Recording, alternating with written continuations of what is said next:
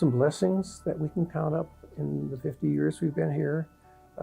First of all, we've had tremendous support from our participating corporate members. There are 24 at present, from our trustees, and from many very faithful donors and benefactors to our school. We're now in in the process of a major campaign funding endeavor.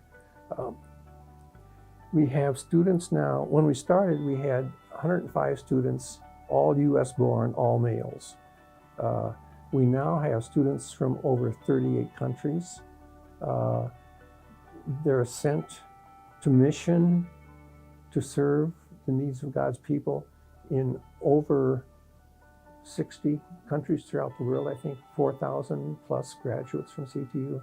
So what began as a small, not very well-known school in the corner of Hyde Park has now become a world-sending and worldwide known institution, to our great pleasure. Some blessings, other blessings. We've had many graduates, very illustrious men and women who have done great things in the church.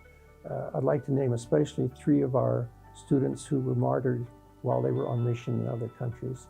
Ezekiel Ramin was serving in Brazil, working for the tenant farmers who were being oppressed by the landowners, trying to keep them from becoming violent in their protest against the landowners. On the way home from a meeting, trying to keep them from doing violence, he was ambushed and riddled by 50 bullets. That was in 1985 in Brazil. In 1992 in Mindanao in the Philippines, one of our graduates was working at a center that is trying to focus dialogue and some sense of peace between Muslims and Christians. He, on the way home, was also ambushed and martyred. His name was Salvatore Carzeda. A third one was John Cenciando, who was killed in 2014 in Chiapas, Mexico. He had become more and more outspoken against the drug lords there.